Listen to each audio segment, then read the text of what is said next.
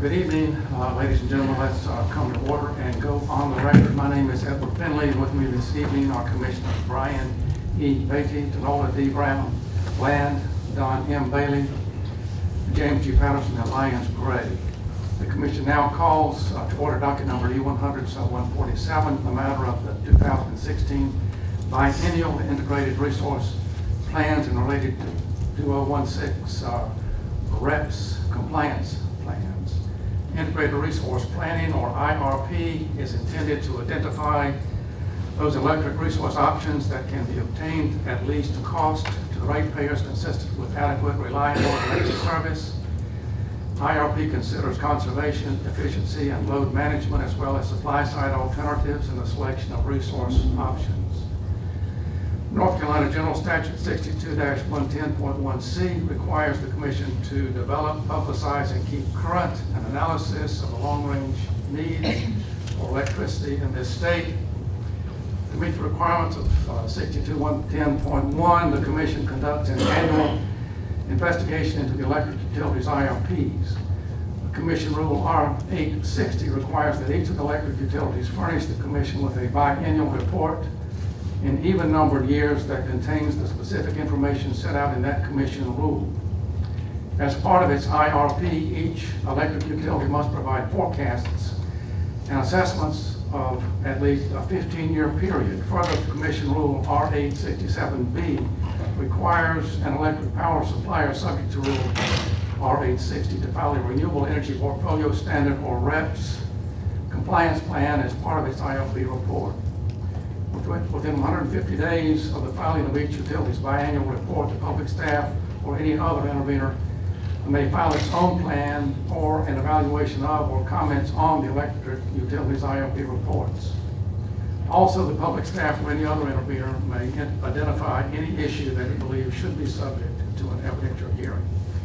Commission Rule R-862 requires each utility subject to the Rule R-860 file its smart grid technology plan as described in Commission rules beginning October 1, 2014, and every 2 years thereafter.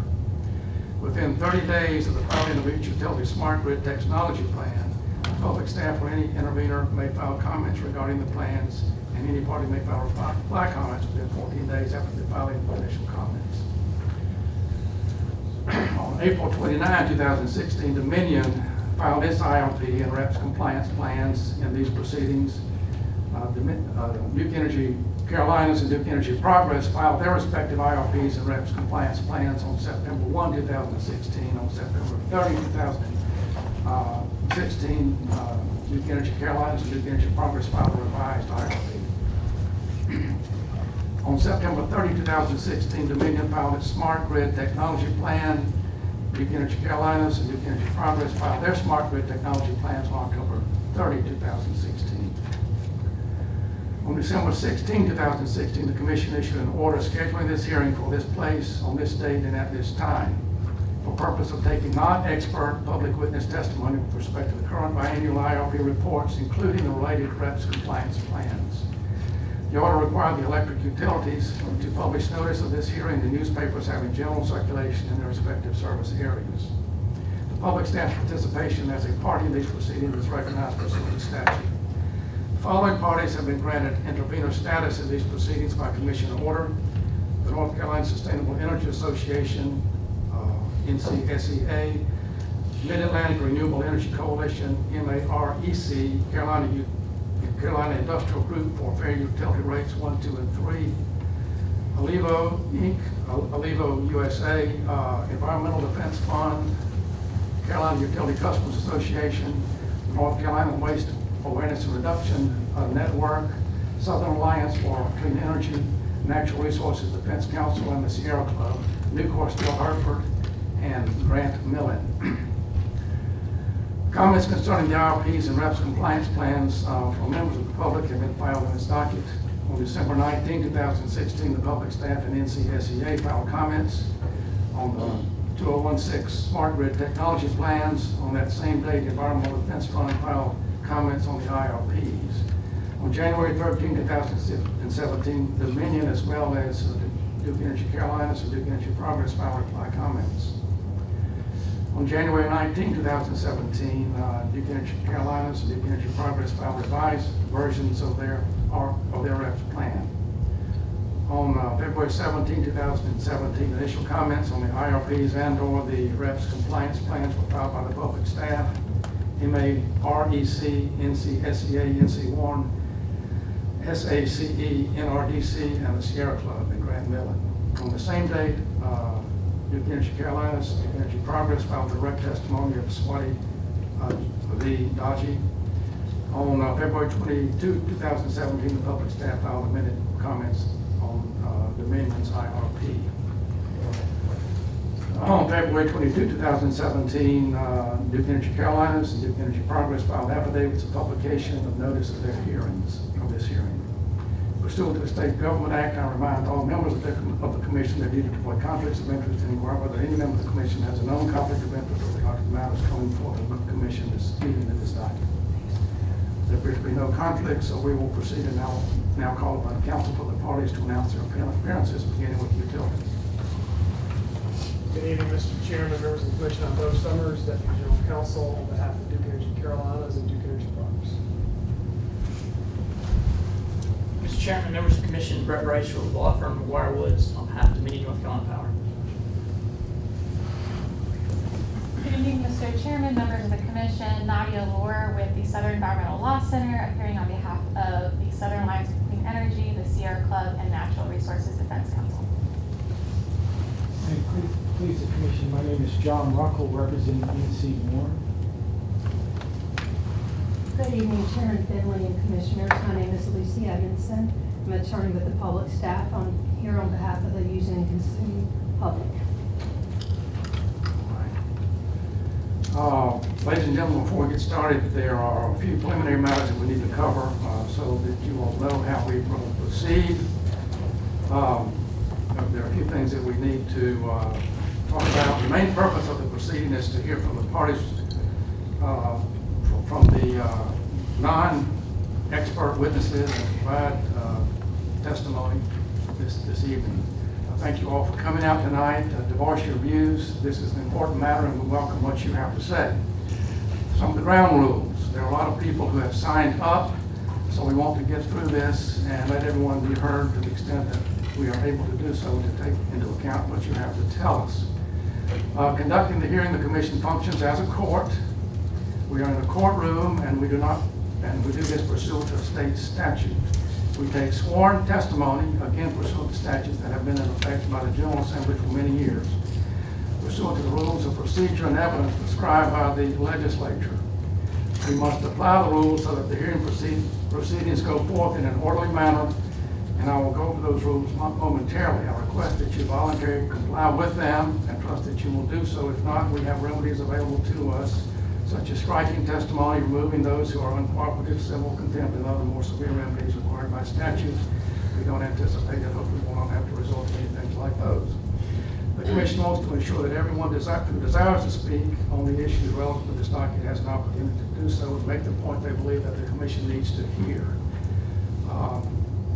In order to facilitate a full and fair opportunity for all speakers to participate, the Commission has these guidelines. Number one, witnesses must register or on the witness list maintained by the public staff and verify that they are a non-party witness.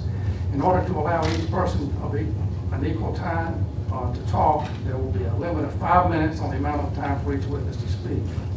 Therefore, witnesses should endeavor to avoid cumulative, repetitive, and irrelevant testimony. Witnesses will be sworn in.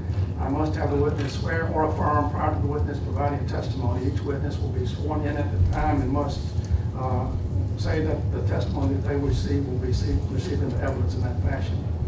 In lieu of oral testimony, witnesses may submit written testimony as long as they swear to its accuracy. Written statements must be submitted by the person under oath during the hearing, at which time the witness will be subject to cross-examination by any party desiring to cross-examine the witness.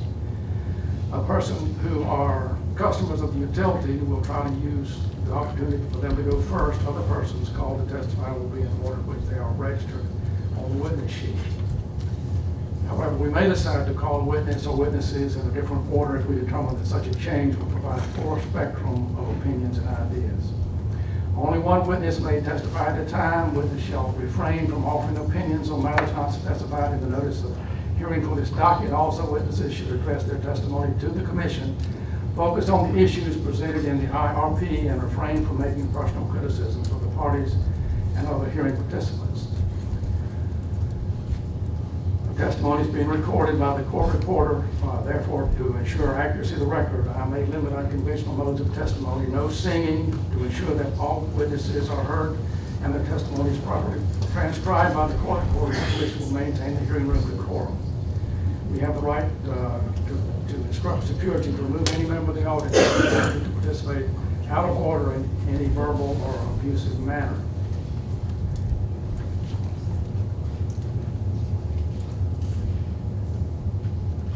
All right, is there anything further that we need to address before we start? We'll call you first witness. All right, first witness, Alice Lloyd.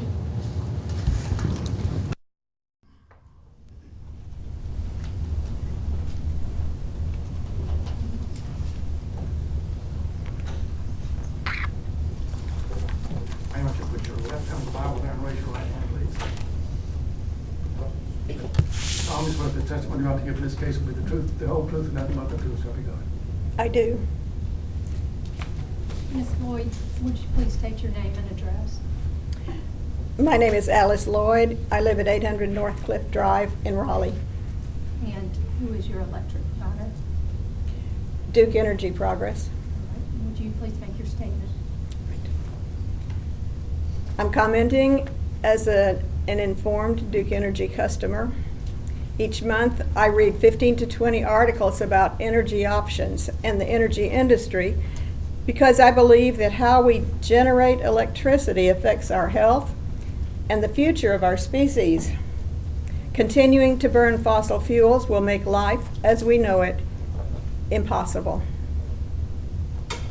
That belief aside, however, the market now sees these renewables as base fuels, and fossil fuels as a risky investment. Investors are seeing the end of the fossil fuel age. The money is going to renewables. In 2016, solar was the #1 source of new U.S. electric generating capacity additions. It represented 39% of new capacity additions across all fuel types. Solar is now the largest employer in the U.S. electric power generation industry, according to the 2017 U.S. Energy and Employment Report. It employs almost 374,000 workers, or 43% of the electric power generation workforce. In its 15-year plan, Duke Energy predicts it will be using 6% solar in its energy mix by 2031. Because of Duke Energy's monopoly status, it can keep North Carolina from having the health and economic benefits of solar. I object to this dangerous, old-fashioned energy plan. Wind energy surpassed hydroelectric power in generating capacity for the first time in 2016, after more than tripling in capacity since 2008.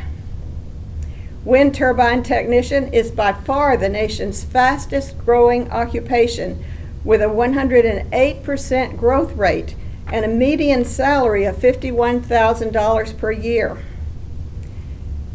Duke's 15-year plan virtually ignores wind energy, and because of Duke's monopoly status, it can keep North Carolina from having the benefit of North Carolina's immense wind energy generation potential. I object to this outdated fossil fuel-based energy plan.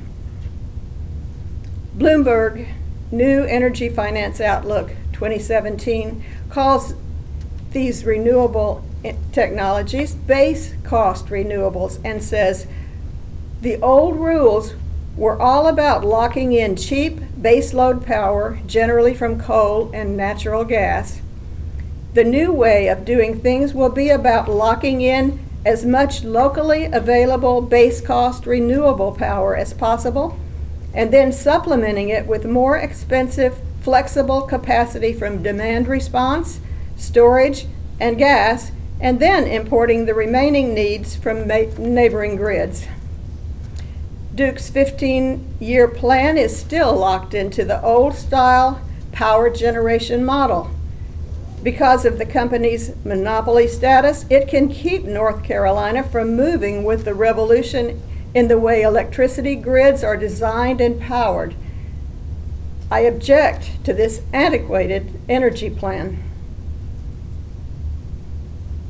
In the interest of time, I will just mention nuclear plants. This week, Toshiba Westinghouse announced it is leaving the nuclear construction business due to the economic failure of plants presently under construction. I object to the nuclear power that's still in Duke Energy's 15-year plan, but because of its monopoly status, it can keep us tied to this failing model.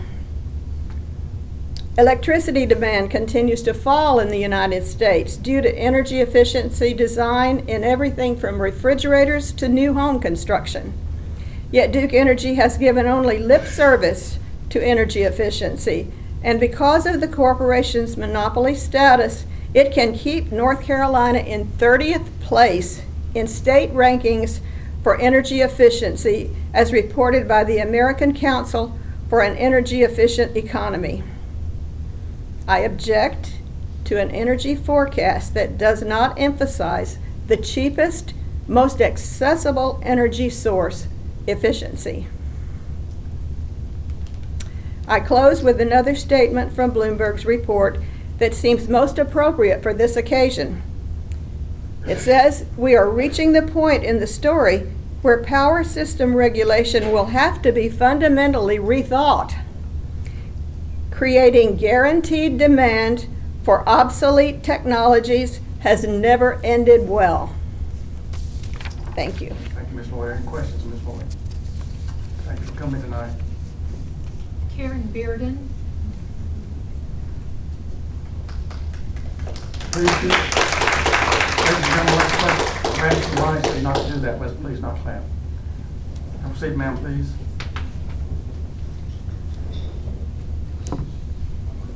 I guess it doesn't move up. Okay. Put your left hand on the Bible, raise your right hand, please, ma'am. Okay. You solemnly swear the testimony about to give this case will be the truth, the whole truth, and nothing but the truth, so help you God. Yes. Please state your name and address for the record. Hi, my name is Karen Bearden, and I live in Raleigh. And you're a customer of Duke Energy Products? Yes, I am. Please make your statement. Hi. I want to see Duke Energy stop investing in new fracked gas infrastructure and stop inhibiting the growth of renewable power in North Carolina. Do not fund the proposed Atlantic Coast Pipeline. It's crazy Duke Energy is projecting only 3,000 megawatts of solar being added to the grid over the next 15 years, even though we added more than 900 megawatts of solar in North Carolina last year just alone. Both coal and gas perpetuate climate disruption from greenhouse emissions and further lock our communities into long-term reliance on fossil fuels. I'm tired of Duke Energy doing what they please for profit with no thought of the harm they're doing to the earth. There's been too much destruction of land, air, and water quality as oil and gas companies continue to destroy without consideration of the environment. The use of chemicals and pollutants has to stop. Duke Energy is wasting time instead of helping turn the tide on climate change. We're at over 400 parts per million of carbon dioxide in the air, and we need to get back to 350 parts per million. We need to encourage energy efficiency and clean renewables like solar and wind. We need better public transportation and bike lanes to get cars off the road. By eating local, sustainably grown food, we make a key shift to move away from fossil fuels. There needs to be less emphasis on consuming and more on reducing, reusing, and recycling. Instead of extracting and consuming, we need to preserve and restore.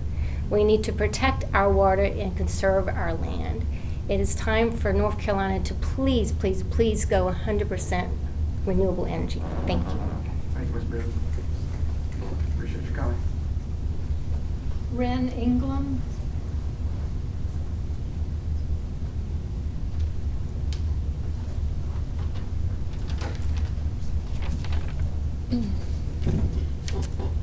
solemnly swear the testimony about to give this case will be the truth, the whole truth, and nothing but the truth shall be told. I do. Please state your name and address for the record. Ren England, 4813 Butler Street in Durham, And who's your electric provider? Duke Energy. Please make your statement. Thank you. I'm here today to voice my concerns about Duke's integrated resource plan, specifically its severe underestimation or omission of the potential of renewable sources of energy while doubling down on gas and coal. Their plan ignores the tremendous growth of the clean energy sector we are seeing across the country and in North Carolina today, like right now, to the peril of people like me, the ratepayer. I worked in the solar energy industry several years ago, and at that time the large-scale contribution of renewable energy was mostly theoretical. But in less than 6 years, the pipe dream of competitive, clean, renewable energy has materialized into reality. We've seen renewables meet net parity and become cheaper than fossil fuel alternatives. We've seen the technologies advance to be more efficient and applicable in new ways, such as taller wind turbines that can now harness the previously elusive East Coast brand of wind.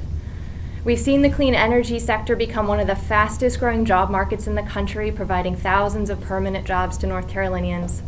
And while the renewable energy sector is booming, we're learning more every day about the tragic climate consequences of unchecked carbon dioxide and methane emissions from dirty fossil fuel sources. Duke's plan is just bad business because the ratepayer, me, will pay more for an inferior and harmful product. And in normal capitalistic circumstances, I would show my disapproval of their poor judgment by switching to their competitor. But as they run the monopoly on electricity around here, I'm left with no choice. It means my rate will continue to go up as they build new gas plants that we don't need. My rates will go up as the fossil fuel resources dwindle and become harder and more damaging to extract. And the next time Duke is fined for another coal ash spill or busted gas pipeline, my rates will go up for that too. I'm asking for the Commission's help tonight because we rely on you to ensure that as ratepayers, we are treated fairly and our best interests are being met. Send Duke Energy's integrated resource plan back to the drawing board. Tell them to resubmit it once they've integrated the reality of what we know renewable energy can do. Challenge them to build the clean and affordable energy future that we know is possible. Thank you. Question, Ms. Runkle has a question. Yes. Ma'am, you said you had worked for the solar energy industry. What did you do? I was an operations coordinator in Maryland. I helped with grant applications and interconnection applications with the utility companies, but it was not in North Carolina. Thank you. Thank you for coming. Thank you. Martha Girolami.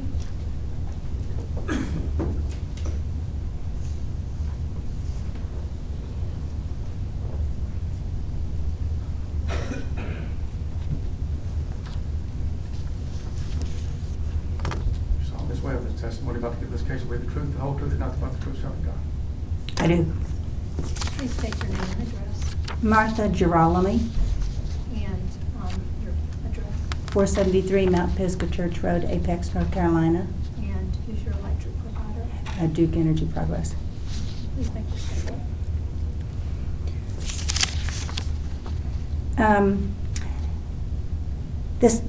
The 15-year integrated resource plan of Duke Energy's is a bad investment. It is not investing in renewables, and it's bad for our economy, climate, and our rates. There are many reasons. One, the cost of electricity from renewables continues to drop. Duke Energy will have built itself into a gas power plant and other infrastructure dead end in 15 years and will be overcommitted to this fuel. I believe Duke Energy is self-dealing with gas investment. Two, there are profound changes in the national energy market that Duke Energy is ignoring. Look at the flow of investment monies into renewables. It is much greater than investment in gas or nuclear. People, especially younger people, want clean energy.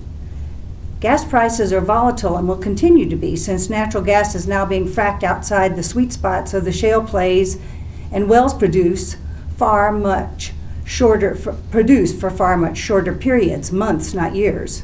Then they have to be refracked. There's a public outcry and pushback against a totally fracked landscape, and it's increasing.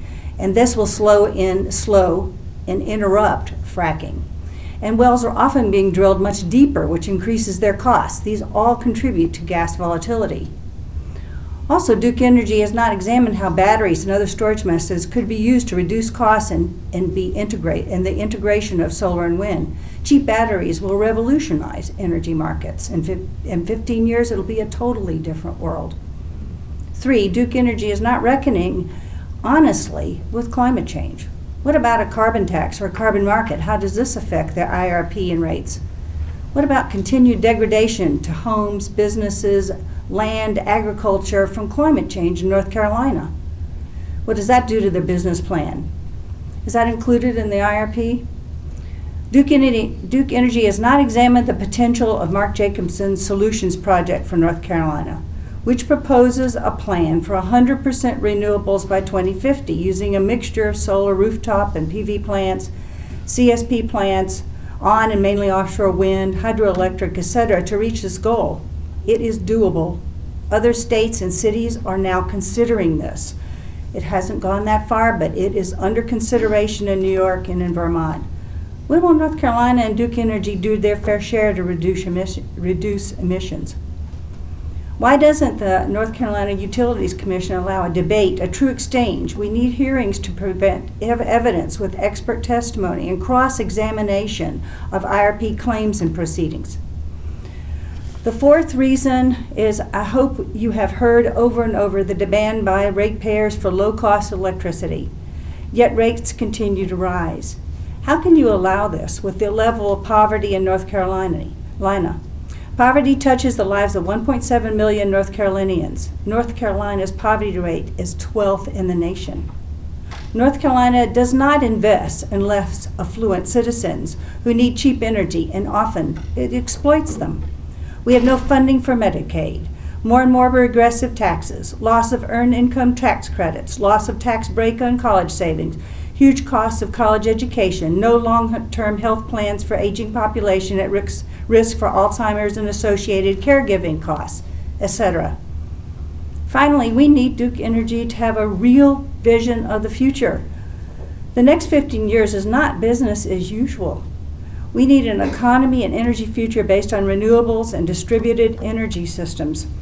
We must have Duke Energy wake up and embrace this real world. Thank you. Thank you for coming. Carol Henry.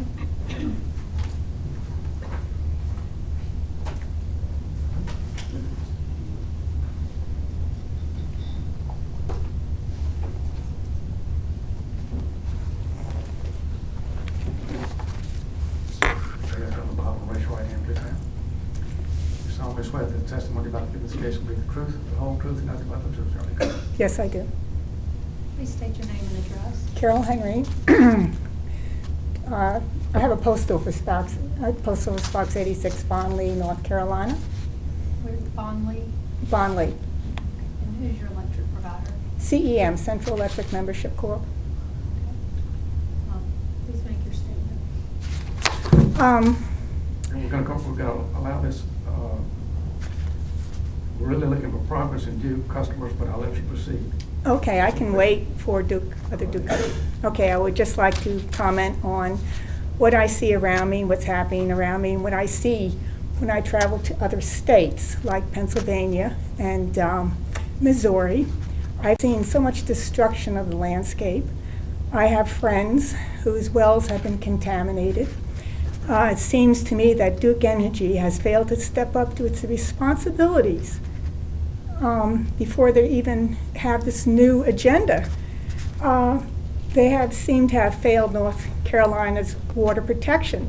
It seems to me they have turned their backs on communities already contaminated by their coal ash pits.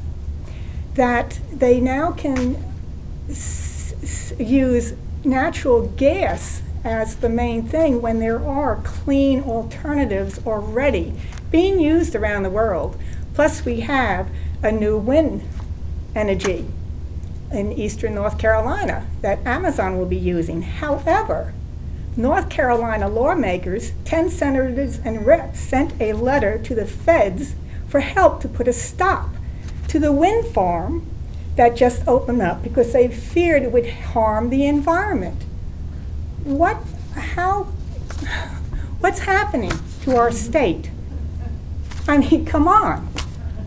We have wind we can use. We have solar. We have the technology. If they can't find it in the United States, go to Germany. They're using it.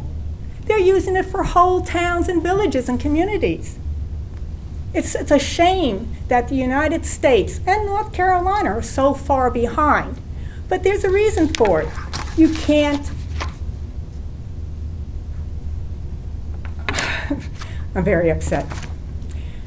You cannot buy wind and sun. You cannot export wind and sun. How much can you charge for something that's free?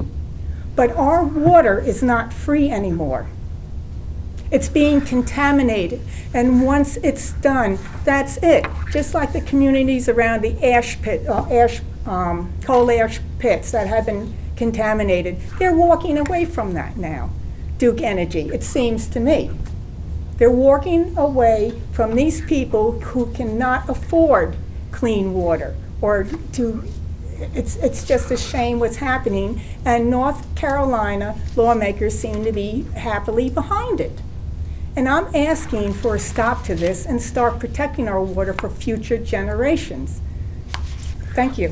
Thank you for coming. Jackie Hoffman. Yeah, I'm not speaking, but I am Kevin Hoffman. Okay, sorry. Yeah, no worries.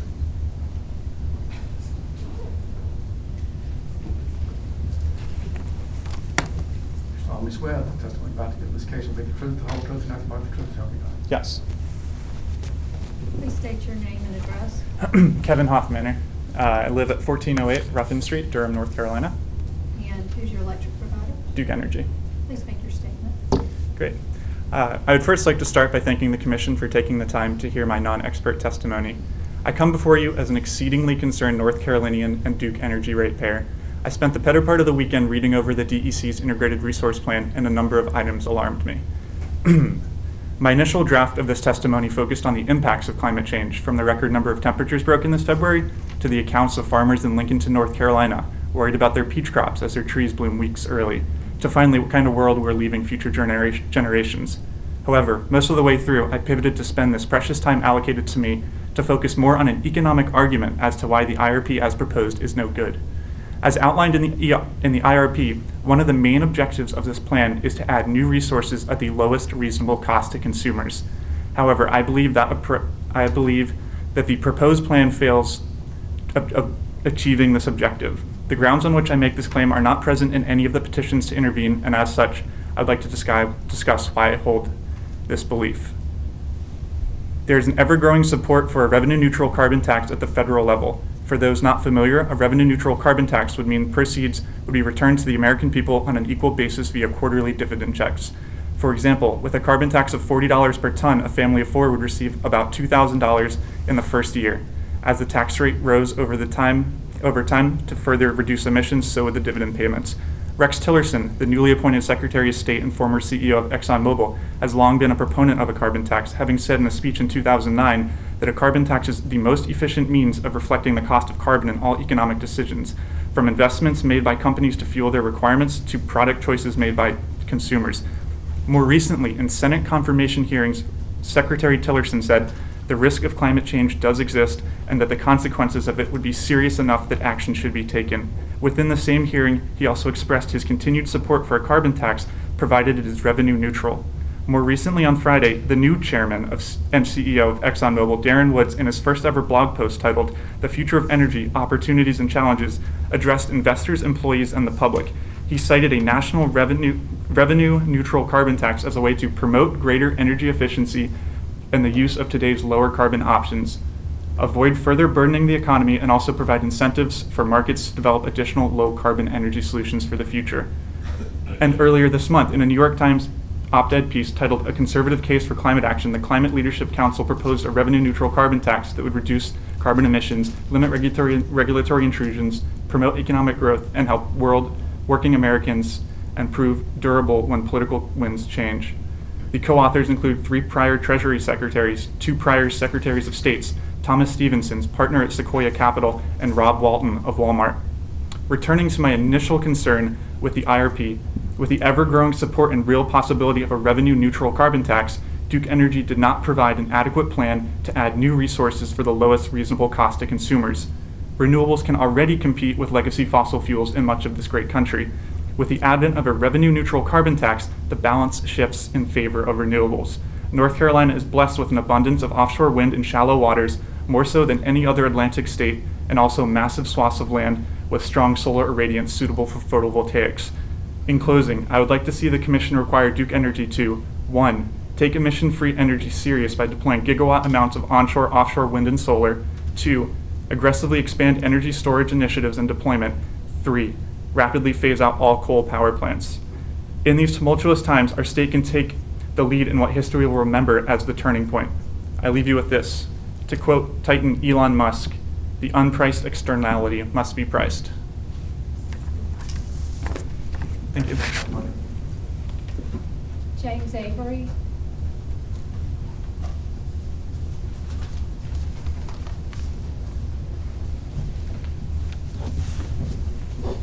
Solemnly swear that the testimony you're about to give in this case will be the truth, the whole truth, and nothing but the truth, so help you God. I do. Please state your name and address. James Avery, 10504 Treadwood Drive, Raleigh. Who's your electric provider? Duke Energy. Duke Energy Products. Yes, Duke Energy Please Products. make your statement. Sure. Hi, so my name is James Avery. I'm the founder and CEO of AdZerk. I moved here in 2007, and I started my company here in 2011. We're now at 17 employees, and we have an average salary of over $100,000 a year. As a homeowner and as a business owner, I'm very concerned about the lack of focus on renewable energy by Duke Energy. We're at the forefront of a new era in energy, one that I feel North Carolina could be, at the leader in, but instead we see a plan for more coal and gas. We're seeing private companies like Apple build their own energy infrastructure here because they're committed to green energy. So this is, I think, becoming an additional cost and hurdle to doing business in North Carolina, that companies have to build their own power here to be green. We're also seeing a massive wind farm built, one that actually is putting money into the hands of farmers and economies out on the Eastern Shore. But the energy is being sent to Virginia to power Amazon servers. Ironically, we're a customer of Amazon. We choose to send our business to Virginia because we know that it will be green, as opposed to using servers here. I want to see our state investing in green energy here, and I want to pay my business bills and my personal bills knowing that it's going to pay for the investment in solar and wind energy that will keep NC beautiful and will keep us at the forefront of this industry. Thank you. Your business's address, your business is what exactly? It's called AdZerk. We're at 501 Washington Street, Durham, North Carolina. What do you do? We're online service provider, so software as a service. Thank you, sir. Thank you. Spell the name of your company. Yeah, sorry, ADZERK. Thank you. Yep. I have another question for you. Sure. Are you aware that North Carolina is second only to California in terms of installed solar? I'm aware that there's a lot of installed solar here, but I'm also aware that the plan doesn't seem to be bringing more solar. Are you aware that 60% of all of the qualifying facilities defined by PRPA are located in North Carolina? I didn't catch the middle of that. PRPA, I don't know what PURPA is. Public Utilities Act. No, I was not aware of that. Well, 60% of all of those qualifying facilities are located in North Carolina. I just wanted to point that out because we all North Carolinians, and we all very much love this state, and I do not like to hear it knocked. Yeah, well, no, and I'm not trying to knock North Carolina. I loved it here, and I moved here because I love this state. I did too. And I take my kids hiking in the mountains because I love this state. But I'm worried about a plan that doesn't include, dramatic amounts of solar. Thank you, Mr. Anderson. Thank you. Appreciate coming out. Jeanette Stanley.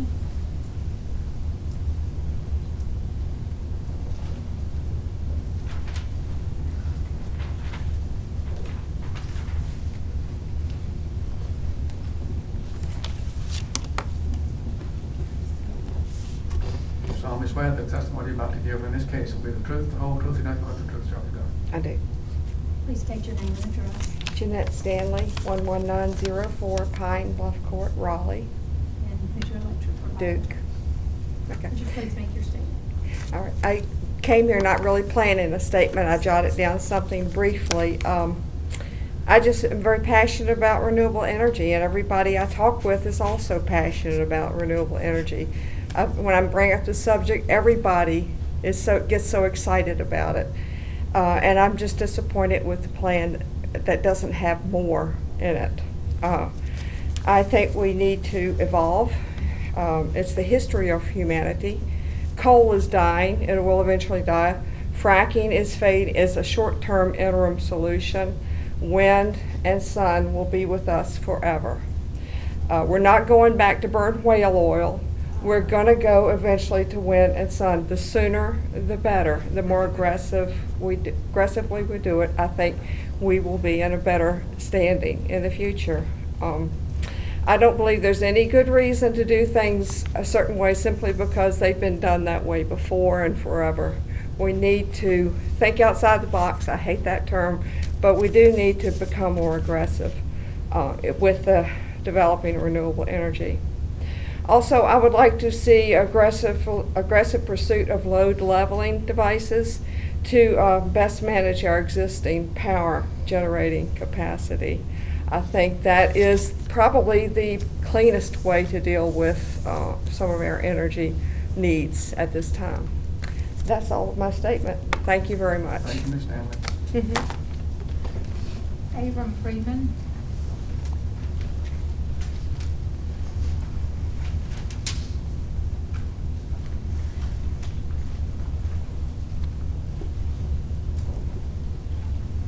If you'll place your left hand on the Bible, raise your right hand, please. You solemnly swear the testimony about to give this case will be the truth, the whole truth, nothing but the truth, so help you God. I do. Please state your name and address. It's Avram Friedman, 1346 Dillsboro Road in Sylvan, North Carolina. I'm a Duke Energy customer. Please make your statement. Thank you. Good evening, Commissioner. It's the mission of the Utilities Commission to approve a plan that will provide the most cost-effective method of meeting energy demand, in this case for the next 15 years, and at the same time preserving our public health and the environment. But what you're up against, as I see it, is that the antiquated regulated monopoly system in North Carolina is antithetical to you achieving that goal and that mission. And that's because Duke Energy and public utilities in North Carolina are, because of the regulated monopoly system, guaranteed a reasonable rate of return on their capital expenditures. In this case, I think it's 10.25%, more than 10%, which is a pretty good guaranteed rate of return for any business. And that provides a powerful economic incentive for Duke Energy to increase energy consumption in North Carolina, build new power plants, and make that 10% every time they invest in more infrastructure.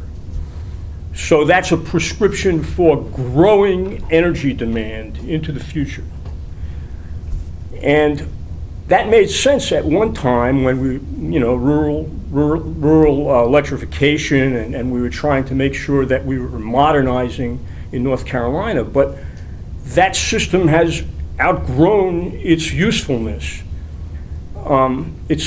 It's like trying to preserve the typewriter industry and outlawing computerization in order to preserve the typewriter industry. I mean, that's the kind of legal infrastructure that has been built around electricity in North Carolina. So I think it's important that the Utilities Commission seriously begin to deliberate on how we can transform the regulated monopoly system into something more modern and relevant to today's world. Something that's happening right now, again, the Efficient and Affordable Energy Rates Bill will be introduced again in the North Carolina legislative session of 2017 in a few days. And I know some of the members of the Utilities Commission in the past have taken notice of this and shown interest in this. This system would create a set of inverted tiered block rate structures, individual rate structures for residential, commercial, and industrial ratepayers. Inverted tiered rate blocks mean that as you gradually use more energy during the course of the month, you pay more per kilowatt hour rather than less per kilowatt hour, providing a powerful economic incentive for residents, commercial enterprises, and industries to invest heavily in energy efficiency so that they remain in the lower tier every month and pay less every month for their energy, which makes complete sense. It's being used in other states very successfully. It's being used in other countries to reduce energy consumption. And I would urge the Utilities Commission to study this plan and to promote this plan, because that is your mission. That would provide a true least cost method of meeting future energy demand and doing away with the antiquated regulated monopoly system we have now. Thank you. Mr. Freeman, who's going to introduce your inclining block rates bill this time? You know, who's going to introduce that to the legislature? There's a group of legislators. I don't really want to divulge that at this point in time. It doesn't have a number yet, but by the end of the week it will, and I will send copies of the bill to each member of the Utilities Commission. Thank you. Thank you for coming out again. Evan Kingston.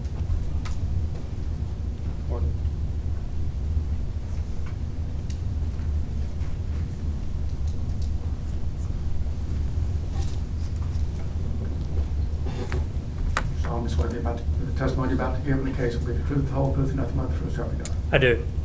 Please state your name and address. 1000 North Duke Street, Durham, North Carolina. My name is Ewan Kingston. Ewan, sorry. Is that right? And who's your electric provider? Duke Energy. Please make your statement. The North Carolina General Statute 62 says that it's the policy of North Carolina to encourage and promote harmony between public utilities, their users, and the environment. And we also have been hearing that it's the goal of the Utilities Commission here to make sure that these plans put forward by the major utilities provide the least cost, also taking into account the needs of the environment. Probably the thing that I want to stress, I agree with every other intervention that's been made, but the thing that I want to stress here is the reliance on gas in the IRP, and I fear that it doesn't take into account the new research that's just coming out in the last few years about the amount of methane that leaks when gas is extracted. You have a Stanford review of 200 studies found that the US emissions of methane are considerably higher than official estimates, and there's pretty strong indications that this is coming from leaks at wellheads and pipelines. And this increase is even noted by satellite. So this is new information that isn't taken into account in the most recent legislation, such as the Clean Power Plan. And for Duke to rely so much on gas-fired power plants to meet the energy demand that they project, which may not even arise, is highly irresponsible once you take into account that we must balance the needs of finding a low-cost solution with the needs of the environment and future generations. And so when you look at the powerful methane emissions and their effect on warming, it makes the plan seem very short-sighted, and I call on the Utilities Commission to reject this plan and demand that Duke Energy put put forward a much more forward-thinking one with much more reliance on renewable energy, retiring gas and coal-fired power plants. Thank you, Mr. King. Thank you. Hillary Dans.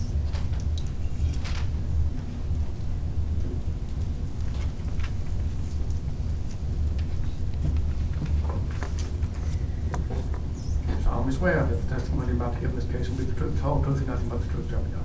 Yes, I do. Please state your name and address. Hi, my name is Hillary Dans. I live at 1020 Kent Street, Durham, North Carolina, and I'm a Duke Energy customer. Please make your statement. Okay, thank you. Commissioners, thank you for hearing my statement. I've been a customer of Duke Energy for over a decade. My case tonight would be fairly simple. I'm an outdoor recreation enthusiast, and I spend a lot of my time enjoying our beautiful state, hiking and backpacking and riding bikes. And that means I'm passionate about protecting our planet and our environment for future generations. A clean environment is critical to our well-being, and as we all know, the sources of energy that we choose can have an enormous impact on human health, the environment, and our economy. In North Carolina, we've seen some very negative consequences in recent years as a result of fossil fuel energy, the coal and natural gas that Duke relies on to meet our state's energy needs currently. Things like the Dan River coal ash spill in 2014 and further coal ash spills in 2016 as a result of flooding from Hurricane Matthew. Coal and natural gas perpetuate long-term climate disruption from greenhouse emissions, and more immediately, these spills have contaminated our drinking water and natural spaces that North Carolinians wish to enjoy. Fossil fuels are not our future, but we nonetheless see a great deal of resistance to progress in North Carolina and elsewhere across our nation in this area. I firmly believe that North Carolina needs to be moving to a more clean, renewable energy sources, and now, not 15 years from now. A statewide public opinion survey conducted by Fallon Research in 2013 found that 88% of registered voters supports seeking more solar to meet our electricity demand, more than any other resource. And this support comes from across the political spectrum because we all win when we practice good stewardship of our planet. It's well established now that the prices of solar are decreasing, and investing in solar could create more jobs in our state. I was very excited to see the news that North Carolina ranked second in the nation for solar capacity, and so I think we have an opportunity here in North Carolina to become a solar leader in the United States. And as a Duke Energy customer, it's my position that Duke should be required to choose and invest in more clean, renewable energy. This is the right option for our future, and I'd like to see Duke amend the IRP plan accordingly. Thank you, Ms. Daniels. Thank you. Elizabeth Adams.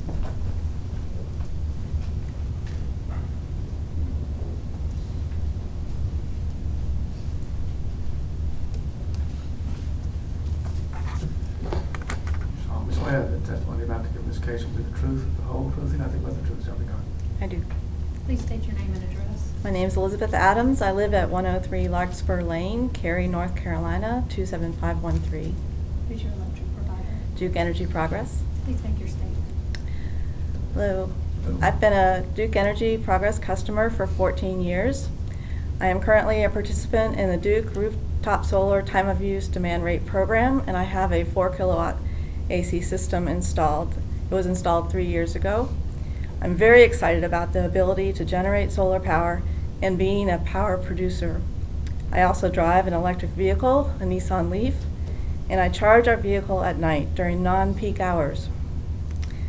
We are working hard to reduce our use of fossil fuels and reduce our CO2 and methane emissions. We have reduced our CO2 emissions and our annual utility costs by 30% since 2008. That's for my household annual usage and emissions.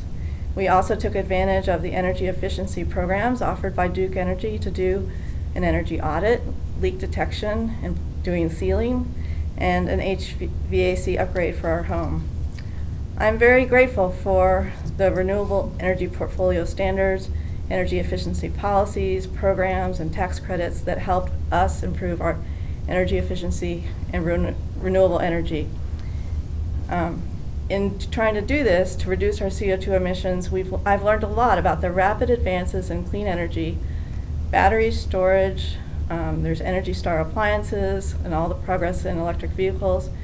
I even learned today something new, that there is something similar to the Tesla Powerwall, a company that's working in North Carolina called the Alevo Group for a battery storage system. These advances are happening so rapidly that I feel like we should be really aggressive in the amount of battery and solar that's in this IRP plan. I also have found a way to purchase 50% wind energy, renewable energy credits through Arcadia Power. So customers will seek and they will find clean energy, ways to invest, make a difference in our clean energy economy. Investments in smart grids, energy efficiency, battery storage, renewable energy, demand response, along with programs to help customers improve their energy the energy efficiency of their homes will help keep North Carolina competitive in our clean energy economy and will help support good paying jobs.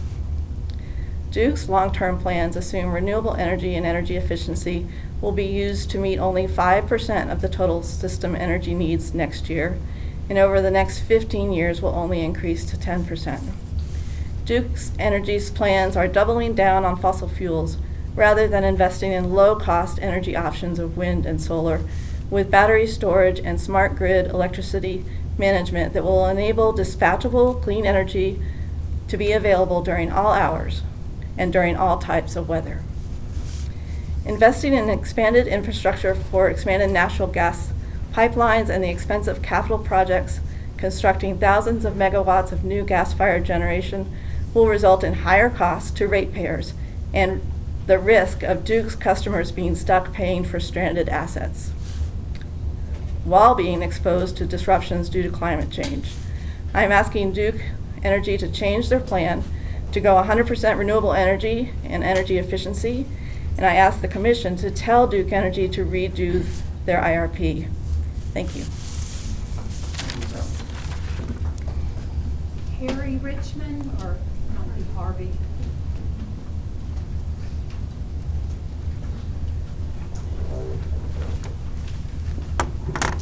So I swear that testimony about in this case will be the truth, the whole truth, and nothing but the truth, John Carter. I do. Please state your name and address. Yeah, it's Harvey Richmond, 106 Hebride Court in Cary, North Carolina. And who's your electric provider? Duke Energy Progress. Please make your statement. My name's Harvey Richmond. I'm a resident of Cary. Thank you for the opportunity to speak tonight to the Commission. I worked for the U.S. EPA's Air Quality Program, was a risk analyst for over 31 years, and I'm now retired. The draft integrated resource plan submitted by the Duke Energy Carolinas and Duke Energy Progress, which I'll refer to as Duke Energy in the rest of my statement, are a roadmap for how our public utilities will supply us with reliable and affordable energy over the next 15 years. Decisions about energy have a profound impact on public health, the quality of our air and water, our economic well-being, and our climate. In addition to the mandate to provide reliable and affordable energy, our public utilities also need to provide clean energy that is consistent with a sustainable energy future that protects our air, our water, and our climate. Duke Energy's plans calls for only 2 additional coal plant requirements, Asheville and G.G. Allen, and alarmingly calls for 19 new gas plants. Duke Energy continues to overestimate future electricity demand and allocates too high a reserve margin. Building large new gas-fired plants will further lock our state into a long-term reliance on fossil fuels that harm our air and water quality and contribute to climate change. There is scientific evidence that suggests methane leakage at the wellhead and during transmission of natural gas to gas-fired power plants is likely to be greater than 1%. Methane is a far more potent greenhouse than carbon dioxide over time frames from 20 to 100 years. If methane leakage is greater than 1%, scientists have shown that installing new natural gas plants pose greater risks to our climate over the coming decades than existing coal-fired power plants. Duke Energy fails to fully consider the least cost, least risk energy sources, namely energy efficiency and renewable energy in their draft, IRPs. Both companies are planning to build too much unnecessary and unjustified capacity without first maximizing clean energy and energy efficiency that has known benefits for clean air, clean water, and reduced costs for consumers. The IRP assumes that renewables and energy efficiency will be used to meet 5% of total system energy needs next year, and that this will increase to only 10% in 2031. Duke continues its pattern of grossly underestimating how much solar energy will be added to the grid over the next 15 years. Duke projects only 3,000 megawatts will be added in that time, when over 900 megawatts of solar was added last year alone. Other utilities are achieving far greater energy efficiency than Duke Energy, and that means North Carolina consumers, like my family, are losing out on benefits that could be lowering their bills and leading to less pollution from power plants. When it comes to renewables, North Carolina is a leader in developing clean energy sources. As has been stated a few times in this hearing, North Carolina ranks first in the South and second in the nation in solar energy capacities with over 3,000 megawatts of installed capacity. If we want to avoid large capital expenditures for new expensive gas-fired generation facilities, Duke Energy and this Public Utilities Commission need to get serious about promoting increased energy efficiency and supporting the development and use of more renewable energy. Mr. Dodgy, as Senior Vice President of Duke Energy, recently submitted testimony to this commission that advocated for building the Atlantic Coast Pipeline and stated that, quote, with respect to disadvantages, none have been identified. Did Mr. Dodgy forget about the risks to our air quality and water quality that are associated with any gas pipeline? Did Duke Energy forget about the risks to climate change that methane leakage from fracked wells in Pennsylvania and West Virginia pose?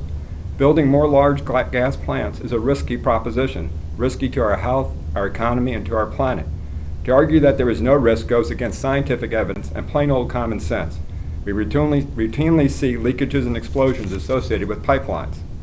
Instead of engaging in a risky fossil fuels-based strategy, we should be turning to renewable energy and energy efficiency.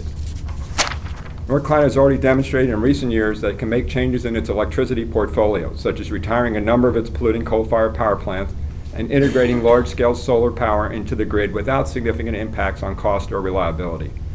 The public is clamoring for greater reliance on alternative energy over fossil fuels to meet America's energy needs. The Pew Research Center recently published a nationwide survey where 65% of U.S. adults said that alternative sources of energy such as solar and wind should be the more important priority for addressing our energy supply needs, compared to only 27% that favored expanding production of oil, coal, and gas. It's time for the Utility Commission and our energy utility companies to catch up with the public and lead a transition to a clean energy future that will protect our health, protect our economy, and help slow the impacts of climate change. I wanted to make a copy of this available. I have a figure here from about the Pew Research study. All right, we'll accept that as legislative exhibit number 1. We'll give it a call report.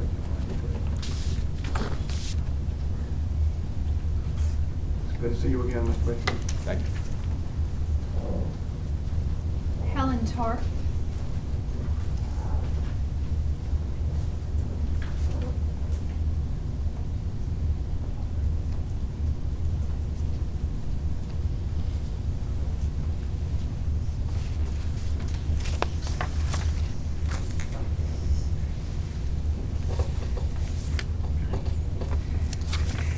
My name is. Put your left on the Bible and raise your right hand. Oh, sorry. You solemnly swear that the testimony about to give this case will be the truth, the whole truth, and nothing but the truth shall be done. I do. Please state your name and address. My name is Helen Tart, and I live at 611 Monroe Drive in Raleigh. I've lived in North Carolina all my life. I'm a longtime Raleigh homeowner and Duke Energy ratepayer. I find Duke's current plans for the future short-sighted and limited. The lack of planning for the additional solar and wind power capacity that is already being added in our state is bewildering to me. I'm planning on adding solar to my little house because for what I pay Duke now a month, I can finance more than enough solar capacity to power my electric needs. Plus, I don't have to worry about a car or a tree taking out a pole with a transformer on it, or some other problem with the transmission power to my house, which happens in my neighborhood about once every 3 to 6 months. Looking at Duke's current plans, it seems like they are stuck in a past that doesn't take into account modern improvements in electrical generation or modern concerns about air quality and water quality. Even the newer technology of natural gas plants is simply replacing one fossil fuel with another one that depends on a costly pipeline that takes people's property and leaks methane into the atmosphere. I'm not an expert, but it doesn't take one to figure out that if you're not paying for fuel, the power is going to cost less. Now that the price of solar panels has come down so much, it makes no sense to be building plants that will have ongoing fuel costs. I know Duke has a lot to deal with hurricanes and floods and other emergencies. That's why public comments from regular people that can see the big picture are important. We're just as involved in the process as Duke because we depend on the power being there when we need it and at a reasonable price. Our insights should count. Thank you. Colson Combs.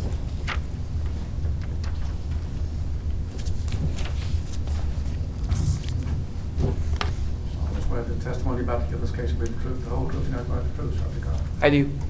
Please state your name and address. Colson Combs, 135 Cattle Farm Drive, Raleigh, NC, 27603. Please make your statement. Good evening. Thank you for the opportunity to speak tonight. My name is Colson Combs. I am 13 years old and I'm here to testify against Duke Energy's proposed integrated resource plan. I am concerned that Duke Energy does not do enough for renewable energy. In its IRP, it shows that in 2031, Duke will have 8% renewable energy, a small shift from the 4% it includes now. This is not enough. Too much focus is still on coal and nuclear power, both of which have strong environmental dangers. In addition, Duke relies too much on natural gas, which brings environmental dangers caused by fracking and pipelines. I know you know of these dangers, so I will refrain from elaborating further. Last week in the avoided cost rates docket, Duke Energy argued that solar was costing its customers too much money, in the amount of $20 a year. That is only $1.70 a month.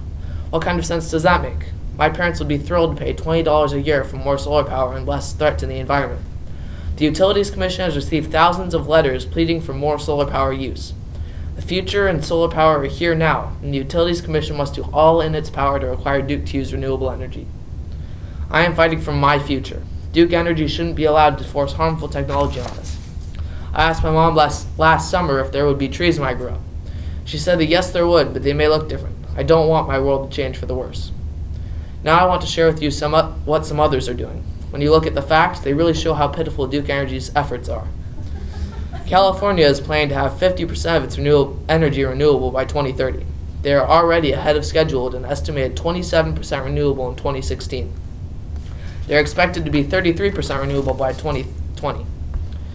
Turkey is planning to build a 1 gigawatt solar power that will power 600,000 homes per year. Sweden produces about a quarter of the carbon dioxide per capita that an American does. Elon Musk, one of the world's leading supporters of renewable energy, has stated that America would only need solar powers covering the tips of Utah and Nevada to power the entire U.S. He also stated that you would only need an area about the size of Spain dedicated to solar panels to power the whole world. Finally, I go to the legislature and meet with legislators to talk about renewable energy. I can't have those meetings with you because you're judicial. I have a question for you. What science, data, or other information do you need to convince you to do all that you can to require Duke Energy to use as much renewable power as possible?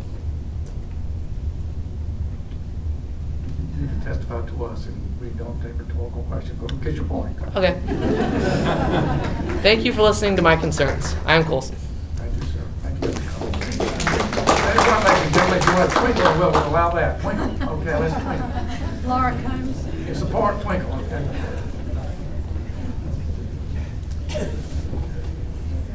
You solemnly swear the testimony about to give in this case will be the truth, the whole truth, and nothing but the truth, shall be God. I do. Thank you, Commissioners, for the opportunity to speak tonight. As you know, oh yes, sir. Can I get your name and address? Sorry. Yes. You're the Mr. Combs' mother, right? I am, yes. My name's Laura Combs. I'm at 135 Cattle Farm Drive, Raleigh, North Carolina, and I'm a Duke Energy Progress customer. Please make your statement. Okay, thank you. So I appreciate your time tonight, and I appreciate you listening to my son. You may remember us from last year. And I'm coming here with a number of thoughts, and I've kind of boiled them down to two segments. My son mentioned tonight that he asked me last summer if there would still be trees when he grew up. And what he didn't tell you, and what brings me here today with an emotional plea, is that he began to cry after he asked me that question, because he truly is concerned about his future and he is paying attention. And I'm trying to teach him that he can make a difference and that he needs to show up, because unfortunately my generation has failed him, in my opinion. Whether you believe in climate change or not, there's no doubt that cleaner air results in healthier people. And in North Carolina, we can do better. I'm going to shift now to more of my professional background. I have been working on Duke Energy-related issues as a private citizen. Before moving to North Carolina, however, I was a state government employee in another state working for an environmental agency. And I was in charge of running public hearings, taking testimony.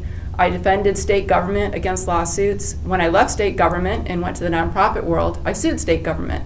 And fortunately, my colleagues and I won our legal challenges or legal battles every single time. And so I have a handle on how government works. So far, in relation to Duke Energy, some of my involvement has been related to smart meter opt-out. And I have worked on that issue in the legislative branch. We thought we had a possible legislative champion who was trying to help us on penalty-free smart meter opt-out. Suddenly, he didn't help us anymore because he was reminded that most of his customers were Duke Energy customers. That effort was grew over into the executive branch at that legislator's direction, over into the Department of Health and Human Services. And I have turned over to the Utilities Commission the findings that I had from a public records request related to DHHS, where DHHS was found, and in their own statements, written statements, that they advocated for Duke Energy as opposed to the citizens of North Carolina. And because of my professional work in the past, I knew what I was looking for. In my professional work in the past, I've seen corporations affect how state agencies do their jobs. And it can take one call from a small corporation to a federal legislator or to a state legislator, and suddenly a government agency is unable to implement its own laws. So far we've seen Duke legislatively, we've seen Duke executively, and it has not gone well for the average citizen. You are the last stop. You are the judicial branch. You aren't elected, thank goodness. You don't fall under the same influences. In the legislative branch, based on the research my son and I have done, Duke Energy is the #1 contributor to a number of the legislators for their campaigns. So we're just citizens. You've heard tonight many citizens. We don't have the money. We don't have the lawyers. We have our knowledge, our research, and our voices. And we're hoping that you will be the government agency that will be able to stand up for us and require that Duke Energy do all that it can to ensure a renewable future, because what they're doing now, based on my professional experience, what they're proposing is woefully inadequate. Thank you very much for your attention. Thank you, Ms. Collins.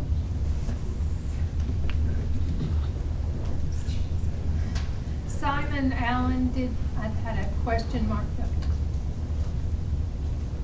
David Simon also had a question mark. Okay. And R.A. Wilson? No. Okay. Elizabeth Wagner?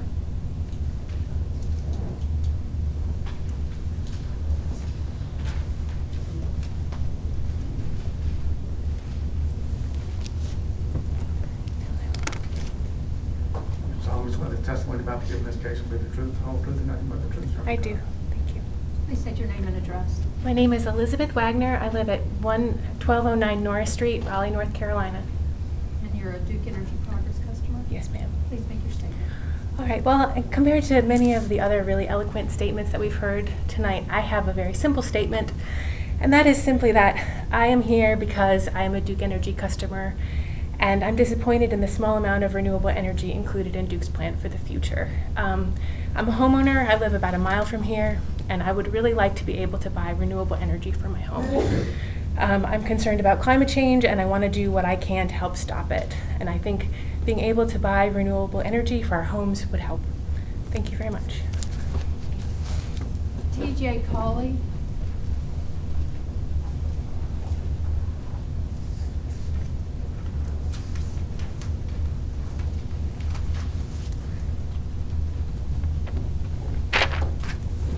You solemnly swear that the testimony about to give in this case will be the truth, the whole truth, and nothing but the truth. I do. Please state your name and address. I'm TJ Cawley at 103 Trellingwood Drive in Morrisville. I see you have a name. Are you here? I'm not representing here an at, entity? I'm not representing the Morrisville Town Council, although I am a member, nor am I representing the National League of Cities, although I am a member of their advocacy committee. Please make your statement. Okay. I'd like to begin with a statement from National League of Cities Executive Director and CEO Clarence Anthony. Cities are also on the front lines of responding to the devastating effects of climate change and cannot afford climate inaction at any level of government. The National League of Cities is a resource and advocate for 19,000 city, towns, and villages, representing more than 218 million Americans. I believe the current IRP before you fails to adequately address the needs of our communities to reduce our reliance and unnecessarily submits North Carolina families to the continued detrimental effects of fossil fuel use. If we are to make significant progress as a state towards energy sustainability, clean, renewable energy sources should be the focus of our capital investment now and into the future. By investing more aggressively in energy efficiency and clean energy, we can ensure cheaper power for North Carolinians. We can use the abundant intellectual capital in our region to become a world leader in some of the decade's most important technological advances. Our leadership will help heal our ailing planet while boosting our economy and creating sustainable jobs into the future. Please consider increasing the wind and solar investments in the IRP so we can pass along to our children and grandchildren a beautiful state and a healthy environment in which to raise their families. Thank you for your time. Stephanie Schutler?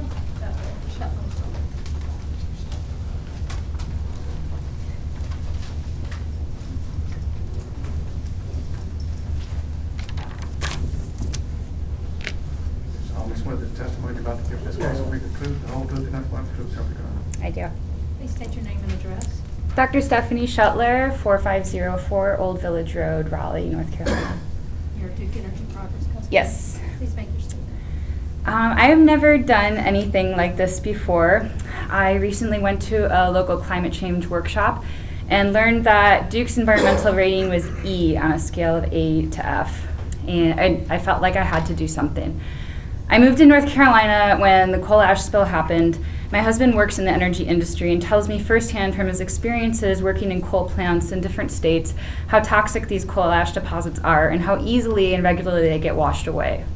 As a customer of Duke Energy, I'm deeply concerned about the direction of the integrated resources plans and Duke's lack in seeking alternative green sources of energy.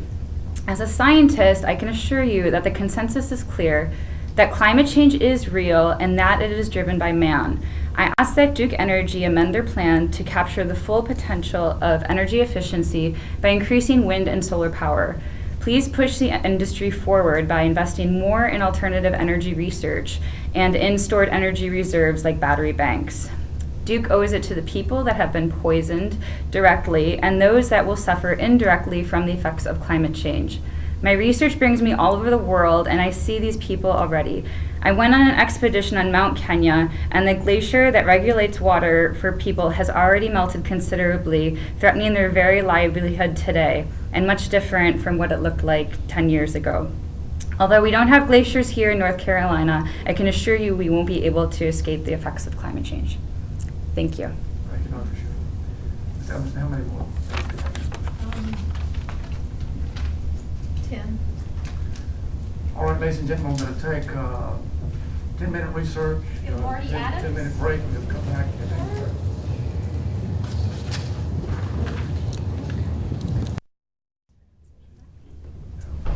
Rebecca Burmester?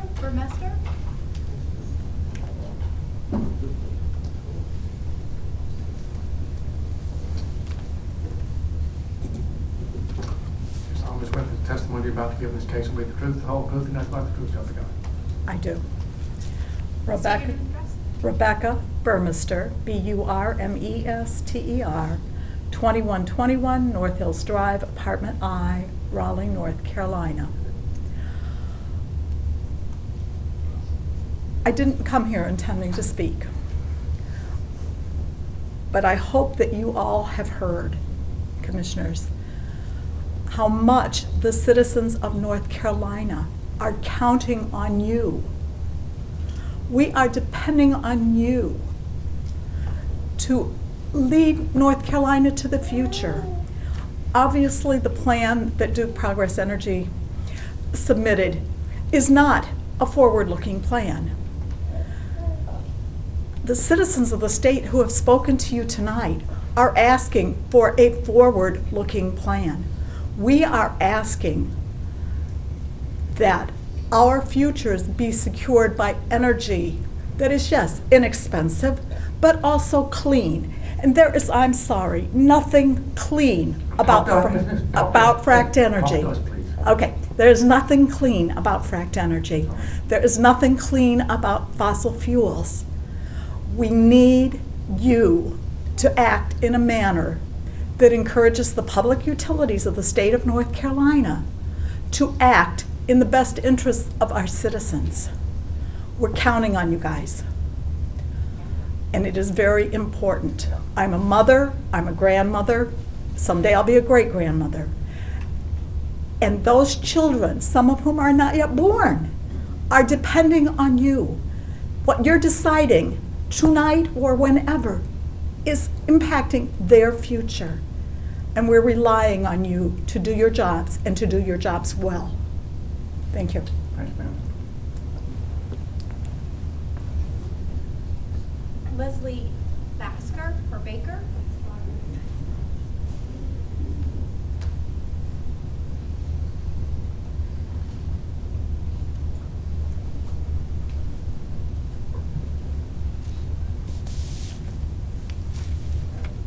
Put your left hand on the Bible and raise your right hand, please, ma'am. You solemnly swear that the testimony that you're about to give in this case will be the truth, the whole truth, and nothing but the truth, so help you God. I do. Could you please state your name and address? Yes, Leslie, and that's with a Y, Barker, B-A-R-K-E-R, at 2903 Northampton Drive in Greensboro. And who is your electric provider? It's Duke.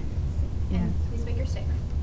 Yes, I'm coming as a homeowner with a 4-kilowatt solar panel array on my house. My husband and I'm retired. My husband and I were students in the early 1960s, and that was just at the time when renewable energy was beginning. And a cousin of my husband invested. He was up in Vermont on top of a hill, and they couldn't get any wires up to him, and he invested in solar energy. So it was interesting to visit him and have his experience. As soon as we retired down in Greensboro, we bought a house, and the first thing we did was to install solar panels. And before we installed them, we had an energy audit. And that is one good advantage. If you put solar panels on your house, you begin to think about the energy you're using. And we found that we could help things a lot with insulation with the house. So then we had an energy efficient house, and our panels gave most of the electricity that we needed. So one thing I noticed when I was working as a chemist that was up in Connecticut was that the electric company couldn't quite provide enough energy in the heat of the summer, and we used to have to turn the lights right down in the afternoon in the hottest part of the summer. And so I noticed that solar energy, you can see it graphically when you have a solar installation. I noticed that the solar energy has a good peak in the middle of the day and the early afternoon. And that made me think, oh yes, that's when we need it. We need that energy. So it could affect the peak energy that is required, the peak energy use that's required. So that would mean you wouldn't have to invest or keep old plants going just to have the energy, maybe if you need it, when the more energy is required. So I just had two points I wanted to make, and that is actually one of them, that if you invest in solar, and then you'll get more energy efficiency at the same time as you get the energy from solar. So to request that in Duke's plan that you don't overestimate the amount of energy that's needed, and the amount of power. And so I think that was one thing. And then the other thing is that people who have solar, so I'd like to plug community rooftop solar. People who have solar don't use as much energy because they watch what energy is produced, and they insulate their house before they install solar. That's what you're told to do, and that's what we did. So that's my experience, and sadly my husband isn't here to tell you more effectively than I can, but I thought that it was useful just to have experience of a homeowner. Thank you very much.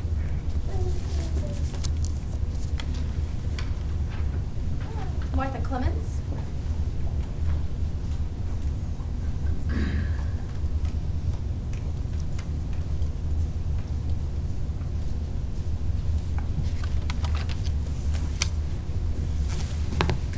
Always aware that the testimony about to give in this case will be the truth, the whole truth, and nothing but the truth shall be done. Yes, I do. Please state your name and address. My name is Martha Clemens. My address is 3435 Rugby Road in Durham, North Carolina. And who is your electric? Duke Energy. Please make your statement. Yes, thank you. I would like to refer to page 5 of the IRP plan.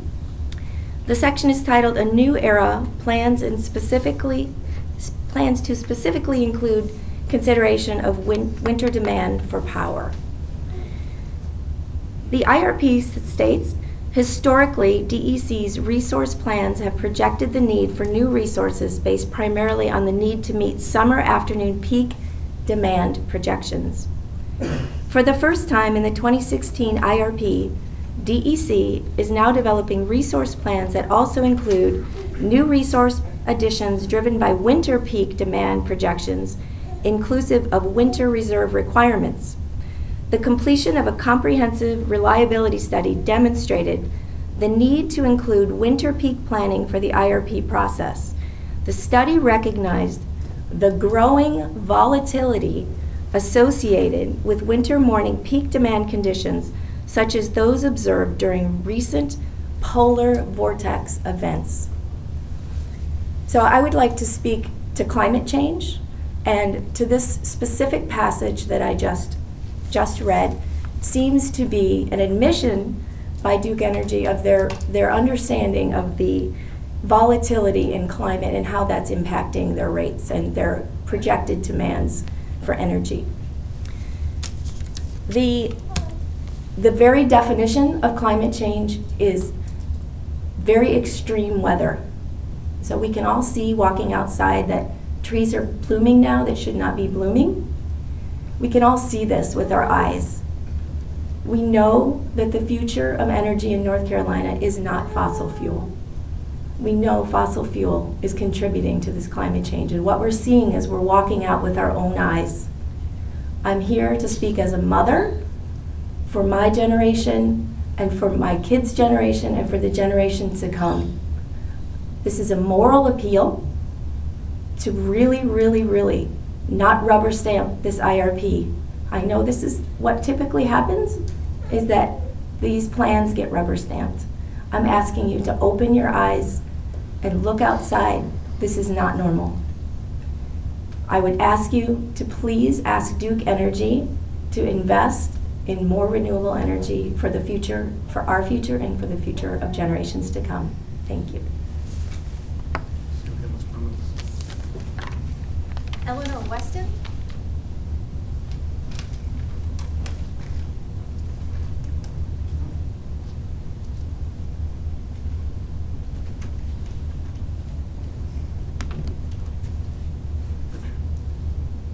Raise your right hand, please. Do you solemnly swear that the testimony about to give in this case will be the truth, the whole truth, and nothing but the truth shall be done? I do. Okay, please state your name and address. Eleanor Weston, 223 Valley Park Drive, Apartment 2, Chapel Hill, North Carolina. And who is your electric provider? Duke Energy. And please make your statement. Much of what I came here to say has already been said by other speakers, so I will keep my comments short. I am, like many of the other people who have spoken today, very concerned about my rates going up as a result of not opting for more efficient, more renewable energy options. I'm also very concerned about the toxic hazards of both natural gas energy and coal ash and other emissions from coal extraction and coal burning. And I would particularly like for future energy plans for the state to include more renewables, particularly in order to avert some of the worst consequences of climate change. One comment that I don't think was brought up by anyone else that I would like to speak to is some of the concerns for North Carolina if ocean level rise continues as a result of climate change. One report put out by Dr. Stanley Riggs at Eastern Carolina University projected 39-inch ocean level rise by 2100 if climate change is not mitigated. That would put most of Hatteras Island underwater. So I would particularly like to see my state move more towards renewable energy and more towards less hazardous energy. So I would implore you to send this plan back for revision to include more renewable options. Thank you, Ms. West. Margot Eston? Escatine. Escatine, but close.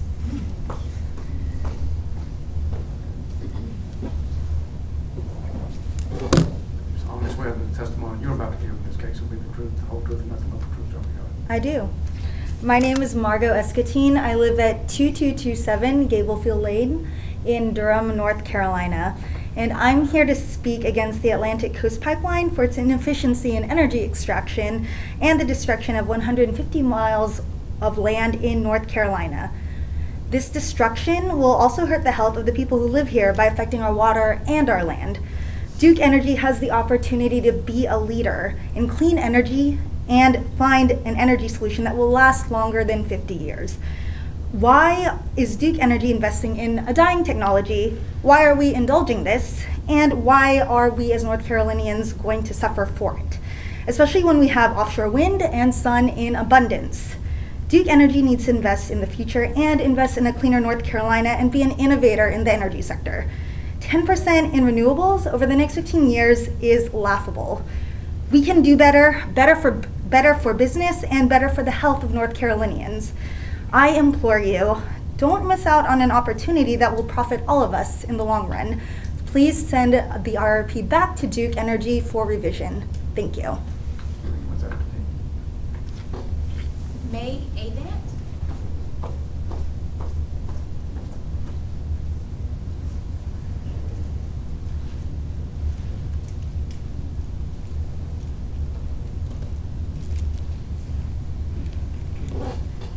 You solemnly swear that the testimony you're about to give in this case will be the truth, the whole truth, and nothing but the truth, so help I you do. Please 106 Morgan's Cliff Court, Chapel Hill, North Carolina. God. The name, please. And Duke Energy, I'm sorry. Your name. May A. Rant. I'm a speech language pathologist, and I want to give you some statistics that a little bit different from what you've been hearing tonight. 2010 CDC presented the autism rate as increased from the previous study to 1 in 88 children born are on the autism spectrum. In 2014, it was 1 in 68. Now, we're looking at 50% of those children are going to have cognitive issues associated with the autism. And in that 2014, we had a longitudinal, the biggest study, the nurses study about causes of autism. And there was an association with air pollution.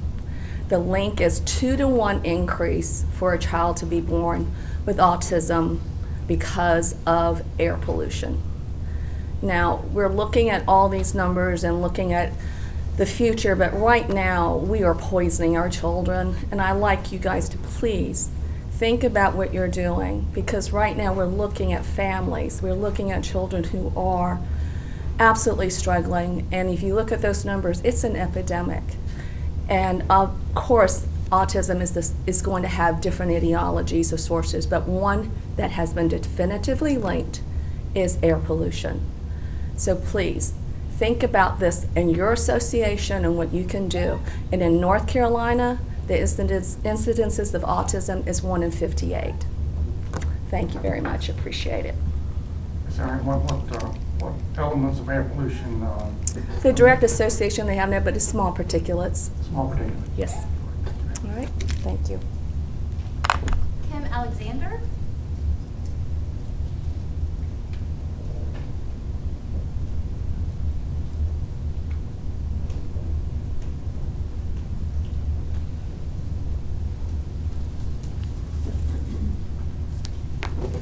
I swear the testimony you're about to give in this case will be the truth, the whole truth, and nothing but the truth, so help you God. Yes, I do. Please state your name and address. My name is Kim Alexander. I live at 5632 Monarch Birch Drive in Apex, North Carolina. And who's your electrical provider? Duke Energy Progress. And please make your statement. I'm sorry? Please make your statement. Okay. Thank you for giving me your attention. I know it's getting late and there have been a lot of speakers, so I appreciate it. I have not done anything like this before either. I came by myself, not part of any group or organization. Been a resident of North Carolina since 1995 and am a homeowner, newly with solar panels on my roof as of a few months ago. And I say that just to show my own personal commitment to renewable energy sources. I'm not just asking you to consider this. This is something that our family has personally invested in because we believe that much in its importance for our state's future and our nation's future and frankly, our planet's future. I want to encourage us in North Carolina not to quit while we're ahead. We've been making progress. It makes me proud as a North Carolinian. I'm from Virginia originally, and my dad is a proud Virginian, and he likes to kind of look down his nose on things we do here. And when I tell him that we are second in the nation in installed solar, that makes me proud. And we need to keep going in that direction. That is the direction of progress, not fossil fuels. This plan is disappointing. I understand that in 2012, the target was that we would meet 3% of our state's energy demands by renewables. In 2014, it was 6%. In 2018, we're expected to hit 10%.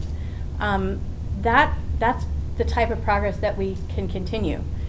Now, my daughter is in 5th grade, and she can do patterns and sequences. And carrying that pattern out to 2032, to be 15 years from now at the end of this plan, we would have a lot more than 10% of our energy coming from renewables by that time. So this is a very disappointing plan.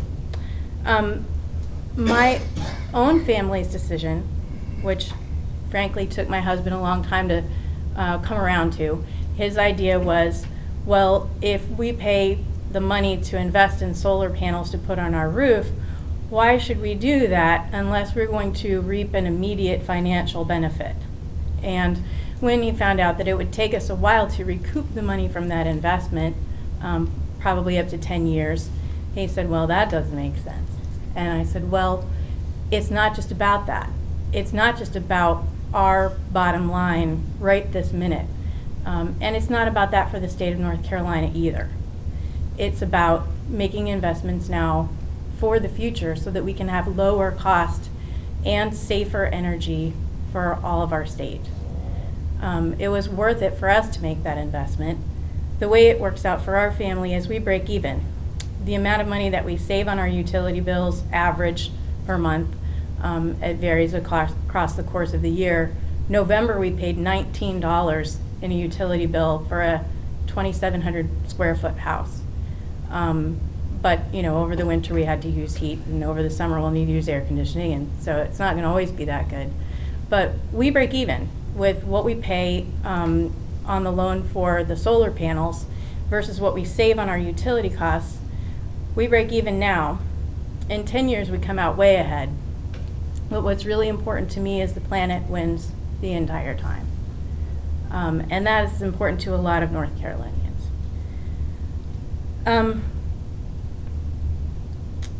I understand that 900 megawatts of solar capacity was added in North Carolina just this year. In Duke's current plan, they plan to add only 3,000 more megawatts in the next 15 years. Even if we just continued to add solar at the same rate that we did this past year, 900 megawatts per year, that would be, times 15, that would be 13,500 megawatts over the next 15 years. This proposed plan reflects less than 25% of that potential.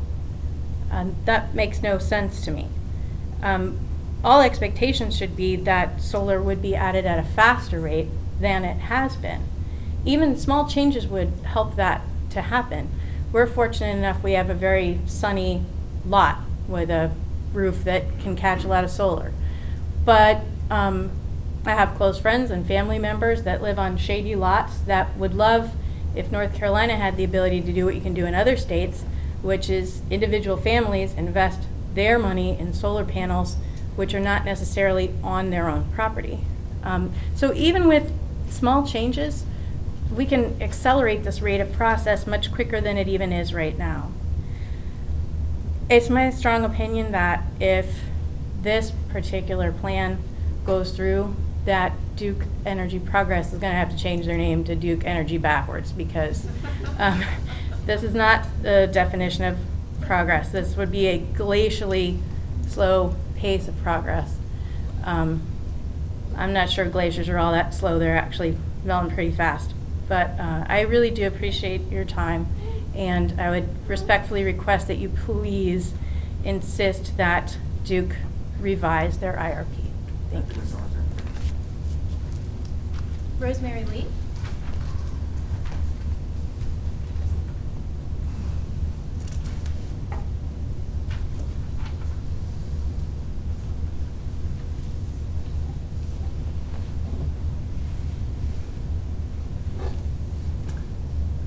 Swear the testimony you're about to give in this case will be the truth, the whole truth, and nothing but the truth, so help you God. Yes, I do. Please state your name and address. My name's Rosemary Lee. I live at 111 Wilmot Drive in Raleigh. And who is your electric provider? Duke Energy Progress. Please make your statement. First of all, thanks for your time tonight. I'm a homeowner, and I find the plan disappointing. I believe Duke Energy can do better, and I believe that it would benefit North Carolina and the whole country for us to continue to be a leader and to continue to grow our renewable energy. I'm especially concerned about coal ash and air pollution and global warming affecting public health. And I believe that the plan doesn't do enough to protect our health. And I'd like to see it revised and improved. Thank you. Christine Wood.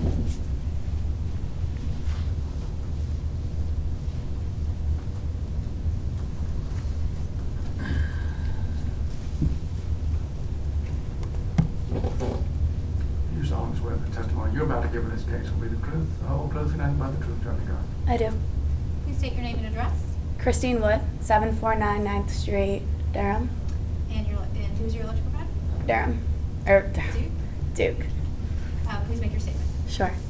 Like many others in the room, this is also my first time at a meeting like this, but I felt that it was imperative that I was here to voice my thoughts for me and for everyone else who is in my generation.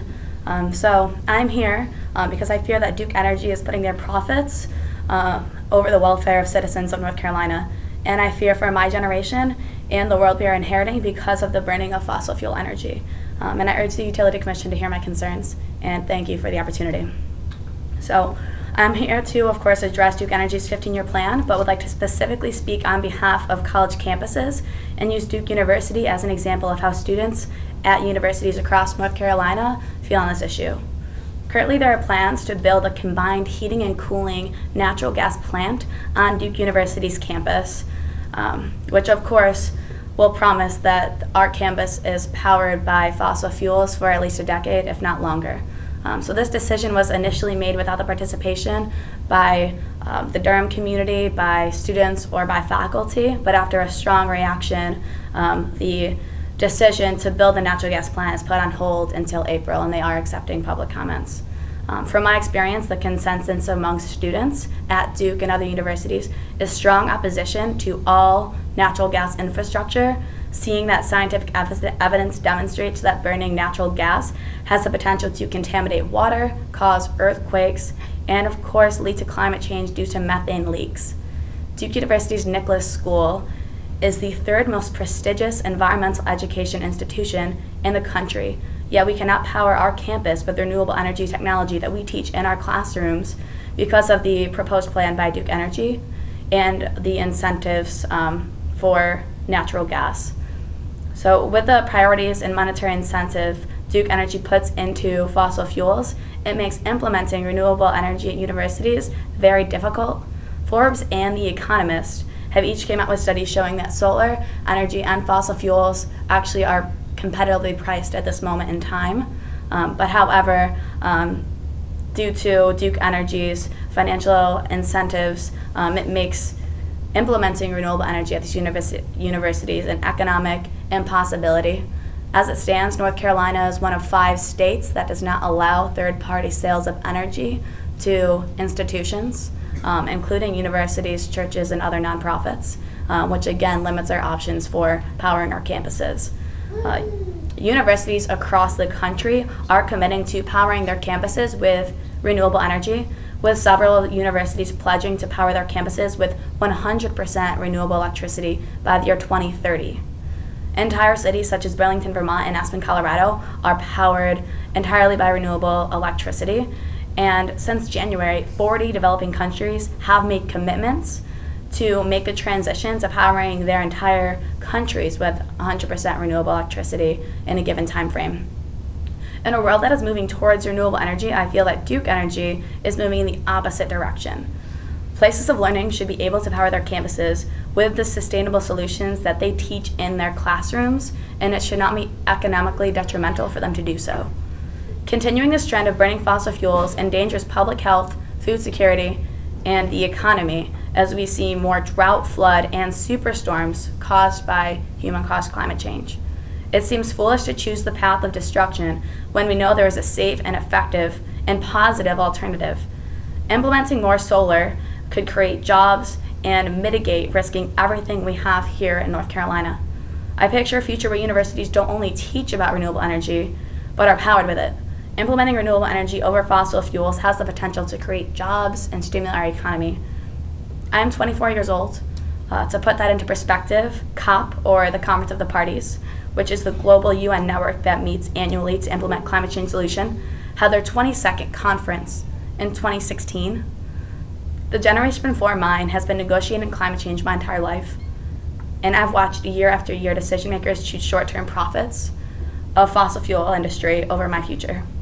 I urge the Utility Commission to take my concerns into consideration and ensure that Duke Energy increases its production of renewable energy and creates a pricing model that makes it affordable for universities and other nonprofits to use clean, renewable energy moving forward. Thank you. Ruth Taskell.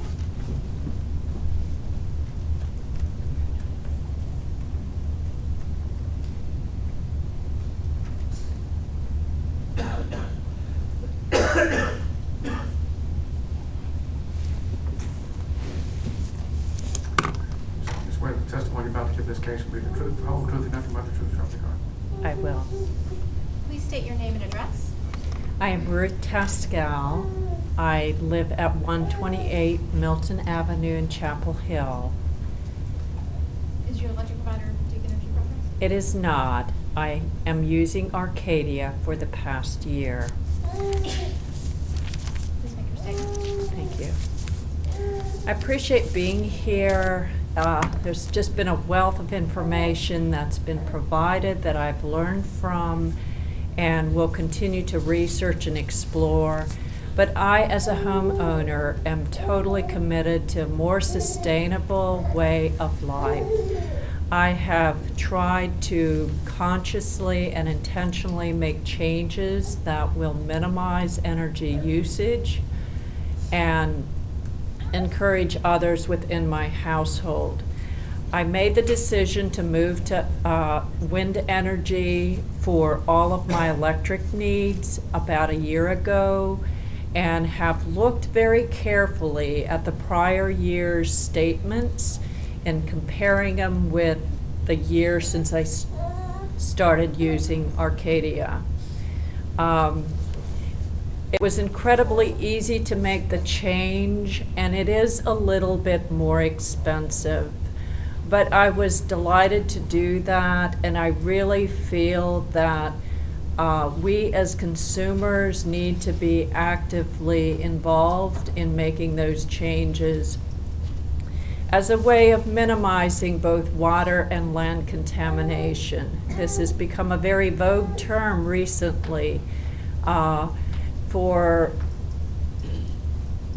Americans all over the U.S., and we have a very beautiful, rich state. I've lived in many other parts of the U.S. and Canada as well. And this is like the perfect place to live. We've got all seasons, and there is so much to enjoy and preserve. Certainly want to make a recommendation to expand our use of alternative energy that is sustainable, that we can look ahead in the next 50 years or longer and applaud ourselves for the changes that we can make. I do appreciate Duke Energy's audit statements. I still get those every month, and they give little tidbits on how one can improve and maximize energy usage, and have tried to follow those directives. But as we use alternative energy, we become simultaneously more aware of the energy that we're using and how we can best minimize it. Thank you so much. Mary Frazier.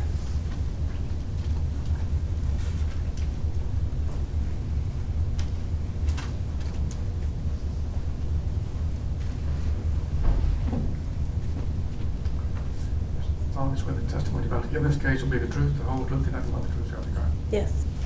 Please state your name and address. Mary Frazier, 1716 Evergreen Avenue, Raleigh. And who is your electric provider? Duke Energy. Please make your statement. There have been a lot of good statements that have come before me. I just wanted to say I'm in support of those. I'm a homeowner that does have solar panels. When I invested in the panels, I was told they would pay off in about 5 years. And after a year, we are well on track to getting the solar panels to have paid for themselves. And after that, it's free energy, and there is no hidden cost in terms of pollution or climate change issues. And that's something that concerns me about Duke's plan, is that continuing investment in infrastructure for fossil fuels sets us on a long-term course of fossil fuel usage, and it doesn't take into account the hidden costs of things like pollution of the air and the water, climate change, cleanup costs, things like that. So I hope you will factor all of that in and have Duke take a second look at their plan. Thank you. Thank you, Ms. Frazier. Sue Ellen Johnson.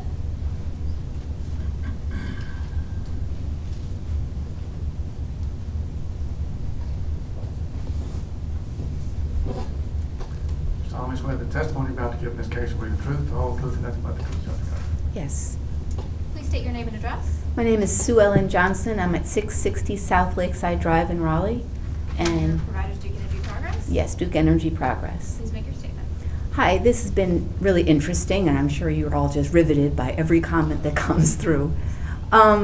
I just wanted to echo a few things from the point of view of, as we're developing an energy plan and as Duke has proposed in the IRP, is there a way to look at how we can look at the overall economy of the state? Certainly solar power could benefit rural farmers and landowners as the more solar farms come in, and there's a whole entire economy that could be developed in addition to our agricultural economy in rural areas, and that helps offset. So while home-based solar has its own value, the issue of solar farms and wind farms have a real presence in the entire energy economy of the state.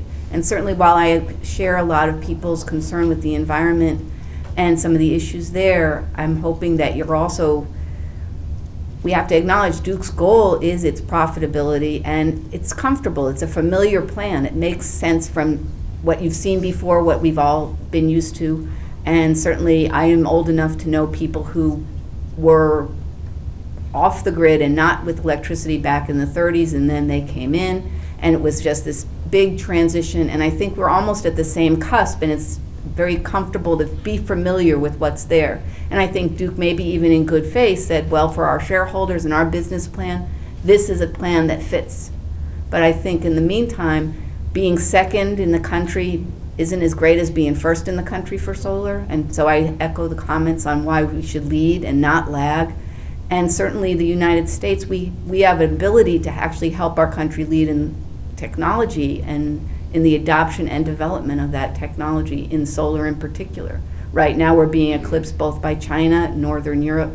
And so it's a competitive long-term economic issue that I think affects both rural communities all the way to our national security in terms of energy. So I'm not sure how that all fits into the rate balance that we're thinking about, but it is an economic decision as much as anything. Thanks for your time, appreciate it. Rachel Wooten.